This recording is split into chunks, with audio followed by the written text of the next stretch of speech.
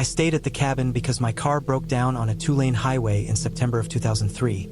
The kind of road that runs straight for miles and gives no clear sense of where you are once the sun starts dropping. I had been driving since early morning, passing through small towns that blurred together, gas stations with one pump taped off, diners that looked closed even when the lights were on. When the engine started knocking and lost power, I coasted onto the shoulder and waited longer than I should have before accepting that I was not going anywhere. The nearest town was several miles back. A local tow truck hauled my car to a small repair shop set behind a farmhouse. The owner of the place lived on the property and kept a few old structures from when the land had been part of a roadside campground years earlier. Most of it had been shut down after repeated vandalism and theft, but one cabin was still standing in usable shape. He offered to let me stay there while waiting for parts to arrive. It was either that or sleep in a chair inside the shop, so I agreed. The cabin sat a short walk from the house, separated by a stretch of hard-packed dirt and tall grass gone yellow with the end of summer.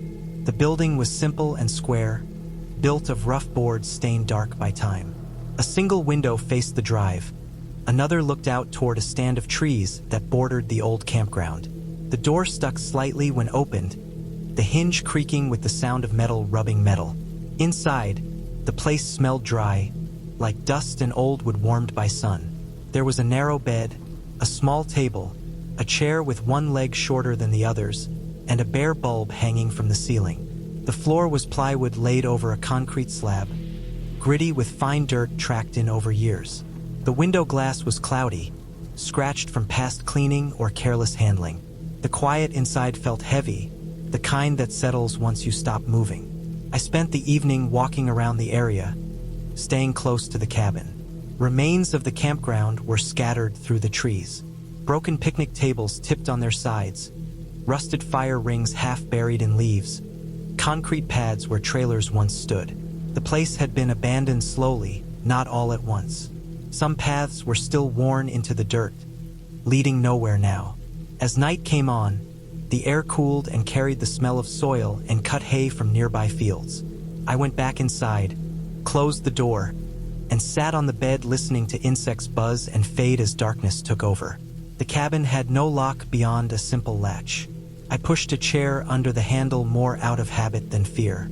Sometime after midnight, I woke to the sound of footsteps outside the window. They were close enough that I could hear the rhythm clearly. Slow steps, measured, moving back and forth along the wall. Each step pressed into the ground with a soft crunch, followed by a pause, then another. The pace matched how a person might walk while thinking, not hurried, not wandering. I lay still and listened. The steps stopped when I shifted on the bed. After a few seconds, they started again, closer to the window this time. I watched the glass, waiting for a shadow or movement, but nothing crossed the pane. The darkness outside stayed flat and empty. The footsteps moved away, then returned. They traced the length of the wall, stopping near the corner, then reversing direction. The pattern repeated, steady and patient. I did not hear breathing or speech. No cough, no shuffle, just the weight of steps and the faint drag of soles against dirt. I got up and moved slowly to the window, careful not to let the frame creak. I peered through the glass, angling my face to reduce glare from the bulb behind me. The ground outside was pale with dust, the surface smooth and undisturbed except for faint marks where something had passed earlier in the day. I saw no one standing there. The space just beyond the wall was empty. When I stepped back from the window, the footsteps stopped. I stood still, heart beating hard enough to feel in my ears. After a long pause, the steps resumed, starting again at the far end of the wall and moving toward the window. I stayed awake the rest of the night, sitting on the bed with my shoes on. The pacing continued in waves, sometimes fading for several minutes before returning. It never moved toward the door. It never crossed in front of the window long enough to be seen. It stayed close, consistent, as if marking time. Morning came slowly. Light crept through the window, revealing dust motes hanging in the air. The steps had stopped sometime before dawn. When the sun was fully up, I opened the door and stepped outside. The ground around the cabin was covered in a thin layer of fine dust, dry and pale, perfect for showing detail. Bare footprints marked the space beneath the window. They were clear and deep, toes and arches visible, heel pressed firmly into the soil. They ran parallel to the wall, back and forth, stopping directly at the edge of the concrete foundation. There were no prints beyond that point, none leading away, none circling the cabin, just those marks ending cleanly where dirt met concrete. I followed them with my eyes, then walked around the building. The other side showed nothing, no tracks near the door, no signs of someone approaching or leaving. The area beyond the foundation was hard-packed and smooth, offering no impression. The prints ended because the surface changed. Later that morning, I walked back toward the house and shop.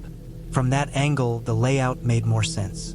The cabin sat on a poured slab that extended slightly beyond the walls on the side facing the trees. Anyone walking there would step from dust onto concrete and then onto grass without leaving further marks. The pacing pattern fit the narrow strip of exposed soil between the wall and the slab edge. Over the next day, while waiting for my car to be fixed, I learned more about the place. The campground had closed after repeated break-ins and damage. Teenagers from nearby towns used it as a hangout. Drifters passed through when the weather was warm. Even after it shut down, people still cut through the land at night using old paths to avoid the road. The owner told me later, after I mentioned what I had seen, that no one else lived nearby and that he always locked the gate at night. The gate blocked vehicle access, not foot traffic. Anyone on foot could still move through the trees and across the old campground without being seen from the house. The explanation settled into place slowly. Someone had been passing through, maybe curious, maybe looking for a place to sleep, maybe just restless and bored. They paced along the cabin wall, listening, deciding whether to knock or move on. When they reached the slab edge, the ground stopped holding their weight in a way that left marks. When morning came, they were gone, back on paths worn too hard to show evidence. My car was fixed by late afternoon. I packed my things and left without staying another night. As I drove away, I looked back once at the cabin, small and quiet in the open space. It stood exactly where it always had, part of a place that never fully emptied, even after everyone decided it was abandoned. I went to the cabin with my younger brother in December of 2014, the kind of trip we had talked about for years but never seemed to find time for. Our father used to take us there when we were kids, back when he still had the energy to split wood all afternoon and wake us before sunrise to fish a half-frozen creek. After he passed, the place sat unused. Going back felt like something we owed him and something we needed for ourselves. The cabin sat in eastern Washington, on land that had burned decades earlier. The fire had cleared everything down to bare soil, and the forest that grew back came in uneven and sparse. Even after all that time, the scars were obvious. Burned tree stumps still surrounded the cabin, black and cracked, jutting out of the ground like teeth. Some had fallen over and rotted into the soil, but others stood firm, charred all the way through. New growth filled the gaps, thin pines and scrub brush, but the ground stayed dark with ash and old burn layers that never fully washed away. The drive-in was slow. Snow had fallen the week before and hardened into ruts along the dirt road. We parked where our father always had and walked the rest of the way, boots crunching over frozen soil. The cabin looked smaller than I remembered, the roof sagging slightly in the middle, the wood siding faded to a dull gray. It still stood solid, though. Our father had helped repair it years ago, replacing sections of wall and bracing the backside against the slope. Inside, the air was cold and stale. The place smelled like old smoke and dry wood. Everything was where it always had been. The table with carved initials along the edge. The bench by the wall where we used to sit and pull off wet boots. Even the dent in the counter from when I dropped a cast iron pan as a kid was still there. We cleaned, lit the stove, and worked until the chill eased from the room. By evening, snow started falling again, light but steady. It settled into the ash outside, turning the ground into a gray crust. The burned stumps looked sharper under the snow, their black edges standing out. The forest felt exposed, open in a way that made distance hard to judge. The first night stayed calm until late. The stove popped as it cooled, and wind brushed through the thin trees. Then, all at once, everything stopped. No wind, no movement. The quiet pressed in so hard it felt like pressure in my ears. I noticed it before I understood it. The silence was complete, the kind that feels wrong because it arrives too fast. We sat still, listening. The stove had gone quiet. Snow no longer tapped against the roof. Even the faint creak of wood settling had stopped. The forest felt emptied. At around 1:15 in the morning, the sound started. It came from deeper in the burned area, far enough back that it echoed through the dead timber. Something large moved through the stumps and fallen trunks without slowing down. Charred branches snapped clean, sharp cracks followed by dull thuds. Whatever it was did not stumble or hesitate. The sound carried weight and confidence. It moved in a wide arc, circling the cabin once, then again. Each pass came closer. The ash outside shifted under heavy steps. A deep crunch mixed with the sound of snow breaking through crust. I tracked it by sound alone, counting the seconds between steps, trying to picture its size by how far apart they landed. When it reached the back of the cabin, the sound stopped. The silence returned, heavier than before. A moment later, the back wall bowed inward slightly. Not a strike, not a crash, just pressure, slow and steady, enough to flex the wood and make the frame groan. Dust sifted down from the rafters. I felt the movement through the floor, a low vibration that settled into my chest. The pressure eased after a few seconds. Nothing followed. No scratching, no pacing, just the sound of breath outside, deep and slow, then nothing at all. Neither of us slept after that. Morning came thin and pale, the sky washed out and low. We waited until full light before stepping outside. The air was sharp and cold, the kind that burns your lungs. The ground around the cabin was marked deep. Impressions pressed into the ash-filled soil, each one wide and long, edges blurred by snowmelt. They did not look like deer tracks. They were too large and too close together. They did not look like bear tracks either, no clear claw marks, no rounded pads. The ground beneath the back wall was packed down, ash pushed aside to bare soil. The siding showed fresh scuffs, wood fibers lifted where pressure had been applied. We followed the impressions away from the cabin. They led through the burned stumps toward a shallow draw where water collected under the snow. As the ground changed, the tracks shifted shape, stretching and smearing where ash gave way to frozen mud. That distortion made them hard to read. Without clear edges, scale became deceptive. The longer we followed them, the clearer the path became. The marks belonged to a bull elk, a large one. The ash and snow had softened the outline, making the hooves look wider and stranger than they were. One front leg dragged slightly, the hoof cutting a deeper line through the soil. Old wildfire land often pushes animals into narrow routes, and the draw funneled movement straight toward the cabin. The pressure against the wall matched the height and mass of an elk trying to pass through a space that no longer existed. Further out, we found where it had scraped bark from a young pine, antler marks gouged deep. One antler tine had broken off and lay half buried in snow, the bone pale against the dark ground. The elk had likely been injured, disoriented, pushed into unfamiliar terrain by snow and hunger. The cabin sat in its path, a solid shape in a landscape that offered few obstacles. Knowing what it was did not bring relief. The silence, the force, the certainty of its movement stayed with me. An animal that size does not test structures by accident. It moves until stopped, then pushes. We packed up without lingering. The cabin felt smaller, less sheltered. Before leaving, I walked around it once more, touching the back wall where it had bowed. The wood still held, but the memory of that pressure stayed in my hands. We drove out before noon, the road slow and rough beneath the tires. Neither of us suggested coming back. The place belonged to memory now, not to us. The land had changed, and so had we. We agreed without saying it that some spaces are better left to what moves through them, heavy and sure, following paths laid down long before cabins ever stood there.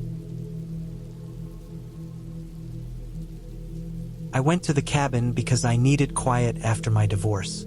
Papers were signed, the apartment felt hollow, and every sound carried too much weight.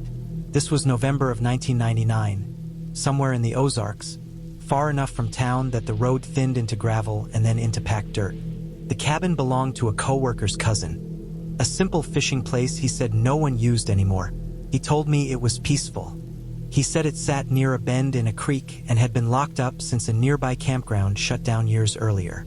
The drive out took most of the afternoon. Trees crowded the road, bare branches reaching in from both sides. The leaves were mostly gone, leaving the woods open and exposed. The cabin sat back from the creek on short concrete piers, raised just enough to keep it above floodwater. It was smaller than I expected, one room with a narrow kitchen corner and a bathroom added on later. The wood siding had darkened with age. The windows were cloudy with dust and pollen. The air smelled damp and cold. Inside, the place felt sealed. No rot, no obvious damage, just neglect. A table, 2 chairs, a couch that sagged in the middle. Old fishing magazines stacked by the wall. Cobwebs stretched between corners, thick and undisturbed. The floorboards were uneven, some edges worn smooth by years of boots. I unlocked the windows, opened the door to let air through, and listened to the creek move behind the cabin. It was steady and low, the kind of sound that fills space without demanding attention. The first night was quiet. I cooked a simple meal, turned on the small heater, and slept hard. I woke once to wind pushing through the trees, then fell back asleep. Nothing else stood out. The cabin felt empty the way it was supposed to feel. The second night was different. I was lying on the couch reading when I heard movement under the floor. Not scratching, not scurrying. A slow shift like weight pressing into dirt. It came from beneath the far corner of the room, then paused. I waited.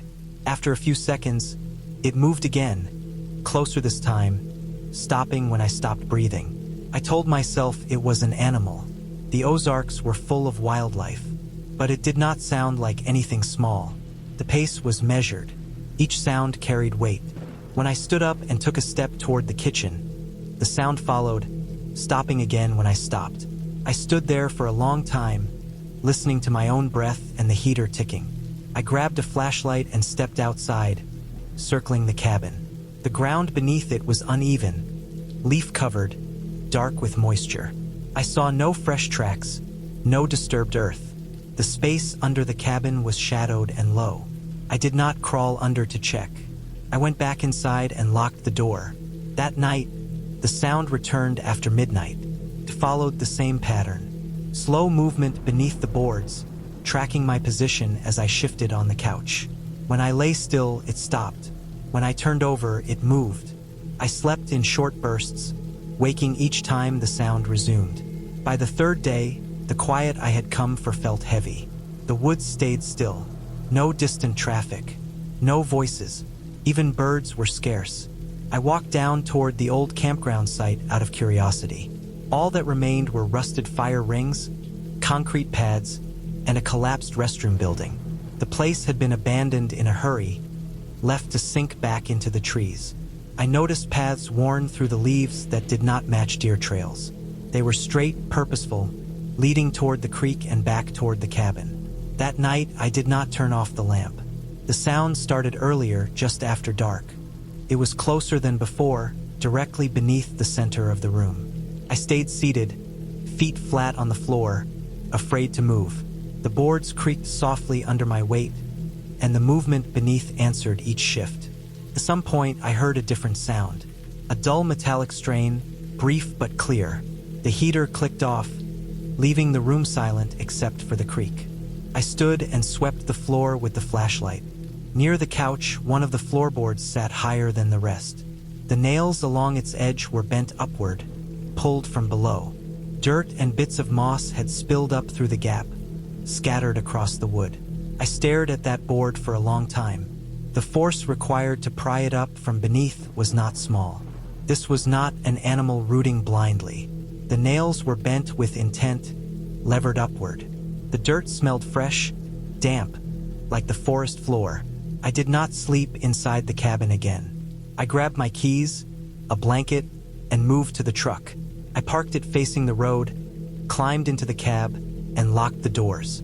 The night stretched long. Once or twice, I thought I saw movement near the cabin, a darker shape against the darker trees, but I could not be sure. I stayed awake until the sky lightened. At sunrise, I walked back to the cabin to grab the rest of my things. The floorboard had been pushed farther up during the night. More dirt lay scattered. Underneath, I could see into the crawl space.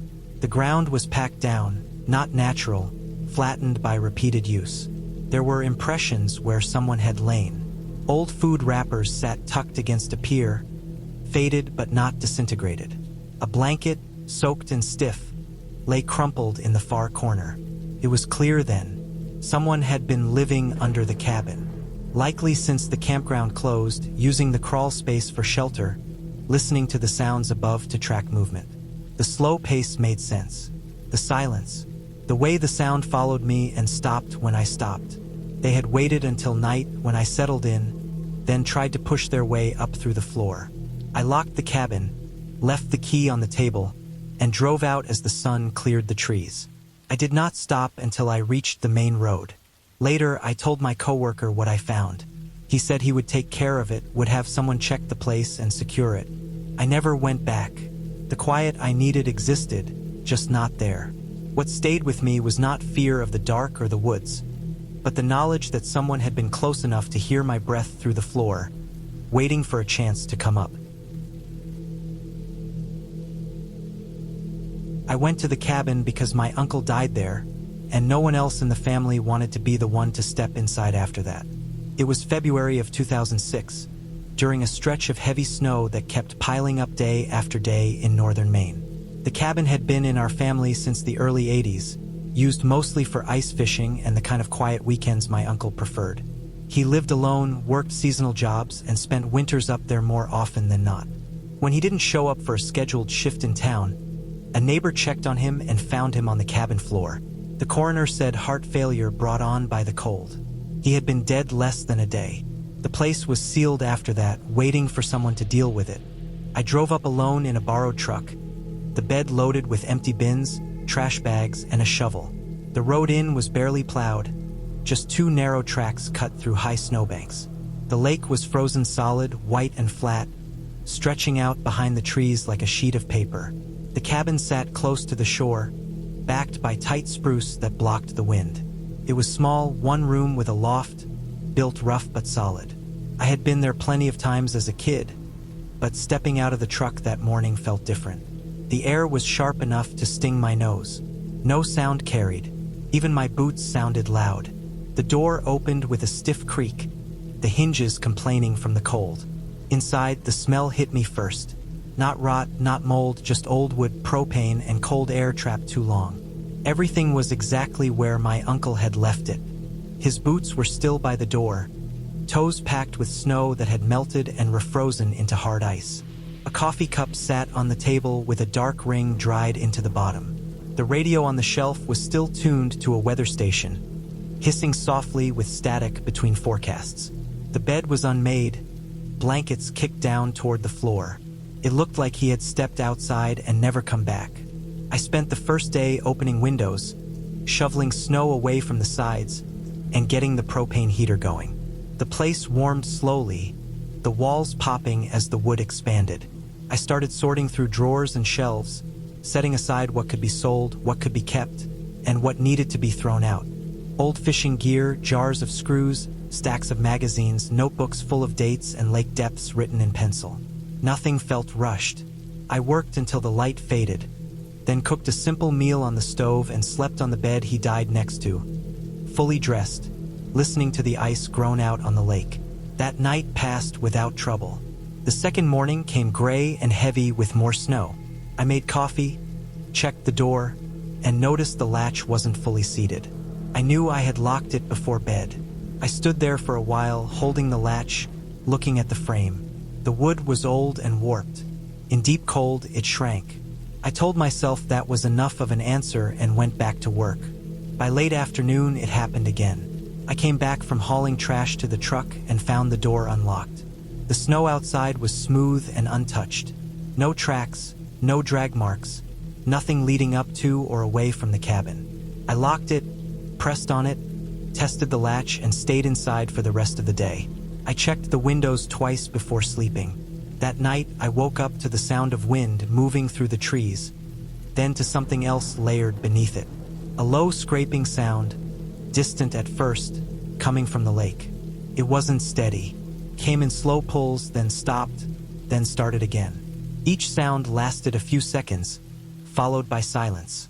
I lay still, counting the time between them. Whatever it was moving closer. The scraping grew louder, the tone deeper as it reached the ice near the cabin. I could tell it wasn't light. The sound carried weight, like something being dragged with effort. The heater hummed beside me. The radio whispered weather updates I didn't register. I stayed where I was, eyes open, staring at the dark window above the table. The sound stopped directly beneath it. I didn't move. I didn't look. The silence that followed felt heavier than the noise had been. Morning came pale and cold. I waited longer than usual before getting up, listening for any movement. There was none. I dressed, put on my boots, and opened the door. The air outside was still. The lake looked the same as it always had. Then I saw the marks. Long scrape lines cut across the ice, starting far out near the center and leading straight toward the cabin. They weren't random. They stayed close together, parallel, with shallow grooves between them. In places, the ice was chipped and rough, as if something heavy had shifted its weight. The marks ended right at the foundation, stopping abruptly as if whatever made them had been lifted or turned away. There were no footprints around them, no blood, no sign of struggle, just those lines frozen into the surface. I followed them back with my eyes until they faded into the white distance. A thought settled in that made my stomach tighten. My uncle had used a homemade ice sled to haul gear, built from old skis and scrap metal. I found it later that day buried behind the cabin, one ski cracked clean through. He also trapped during the winter legal sets marked and registered. I found a snare log in his shed, cut loose, the rope chewed through. Something big had been caught out there, something strong enough to pull free. The rest made sense in pieces I didn't like. A wounded animal, likely a moose or large deer, dragging part of the sled or trap line behind it across the ice. Hurt, confused, following the smell of food, light, or warmth, reaching the cabin wall and collapsing or freeing itself before moving on. The warped door latch explained the rest. The cold shifted the frame just enough for pressure to pop it loose. Each time the wind changed, the door settled open again. I finished packing that day without stopping. I left behind things that didn't matter. I cleaned what needed to be cleaned, shut off the propane, locked the door, and blocked it with a length of wood braced against the frame. Before leaving, I walked out onto the ice one last time and looked at the scrape marks up close. They were already filling with snow, softening at the edges, disappearing back into the lake. I drove out before dark, the truck heavy and slow on the road. I didn't look back when the trees closed in around the cabin. The place was sold that spring. I never went back. The explanation was enough. I didn't need anything more from that stretch of ice or the quiet that came with it. I went to that cabin because it was cheap and off-grid, and at the time that mattered more to me than comfort.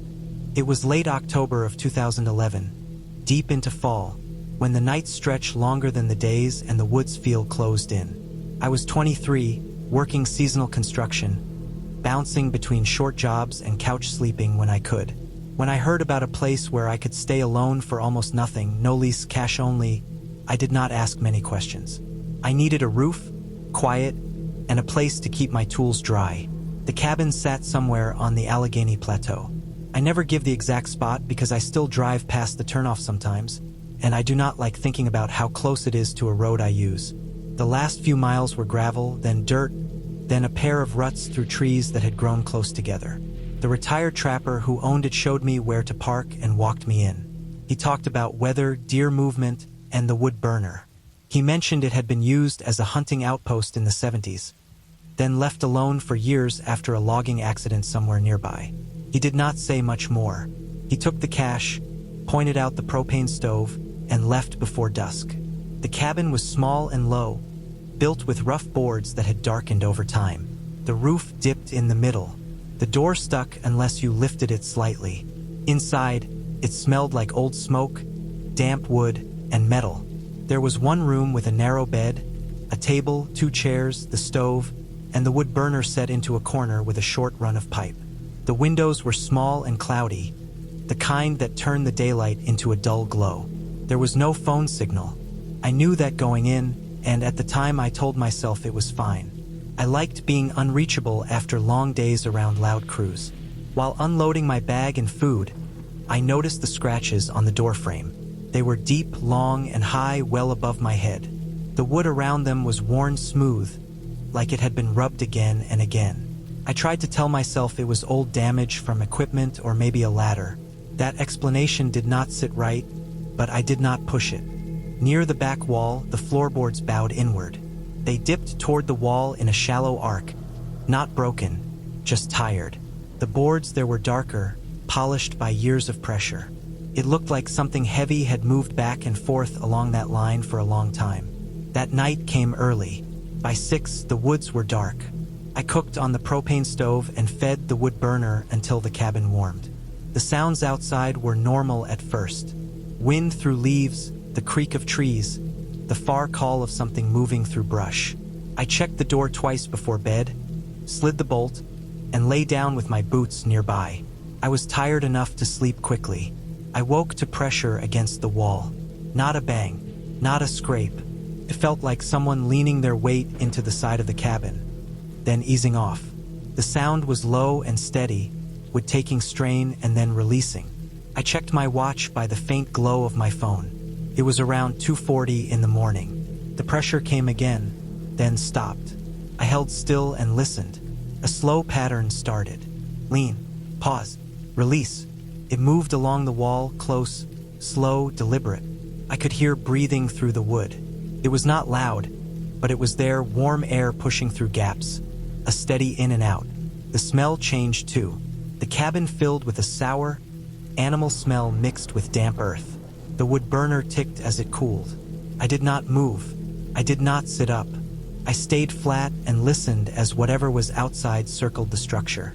The floor creaked near the back wall. Not from me, but from pressure outside. The bowed boards made sense then. The weight shifted there again and again like something knew that spot. The scratches on the doorframe made sense too. They were not random. They were placed where something tall could reach while standing or stretching. The leaning continued for a long time. It would move a few feet, press, breathe, then move on. There was no rush to it, no fear in it, just routine. At one point, the pressure came hard enough that dust fell from the ceiling and the lamp chain swayed. I felt the vibration through the mattress. I kept my breathing shallow, more from instinct than reason. The thought of the door giving way stayed in my head, clear and steady. Sometime before dawn, it stopped. The smell lingered. I did not sleep again. When the light finally pushed through the cloudy windows, I waited another hour before moving. My legs felt weak when I stood. I opened the door with the bolt still half engaged, just enough to look out. The ground around the cabin was torn up. Leaves were scattered, soil compressed into dark patches. There were no clean tracks, no clear prints. The ground there was a mix of old leaves, pine needles, and soft earth. Whatever had been there had shifted its weight again and again, smearing any shape. Along the wall, the dirt was packed hard, like a path. Near the doorframe, fresh marks cut into the old scratches, the wood lighter where it had been gouged. I walked the perimeter slowly. On the back wall, where the floor dipped inside, the ground was worn into a shallow trench. Trees nearby had bark rubbed smooth at shoulder height. One had long hair caught in a splinter, coarse and dark. The smell was stronger outside. I did not need more signs to understand what had happened. It was a bear. Not a storybook shape, not some unknown thing. A real animal that knew that cabin, knew its shape, and used it. Bears rub to shed, to mark, to ease itch. They lean their weight into solid objects. They circle. They breathe heavy. In late October, they eat and move and prepare. A cabin used for decades would become part of that pattern. The bowed floorboards came from years of pressure against that wall. The scratches were from standing reach, repeated over time. What scared me was not that it was a bear. It was how close it had come without fear, how routine it felt. The cabin was not a barrier to it. It was a post. The door frame was a place to scratch. The wall was something to lean on. I had been inside a structure that meant nothing to the animal outside. I packed everything that morning. I did not eat. I did not make a fire. I loaded my truck and left before the sun was fully up. On the drive out, I noticed more signs along the rutted track. Worn spots on trees, flattened brush. This was not a rare visit. This was a route. I never stayed there again. I finished the season sleeping in my truck or finding rooms closer to town. Years later, when I drive past that turnoff, I slow without meaning to. I picture the cabin in the dark, quiet, used in ways it was never built for. I understand now that the danger was not mystery or imagination. It was familiarity. The cabin belonged to the woods more than it ever belonged to me, and for one night, I was in the wrong place inside it.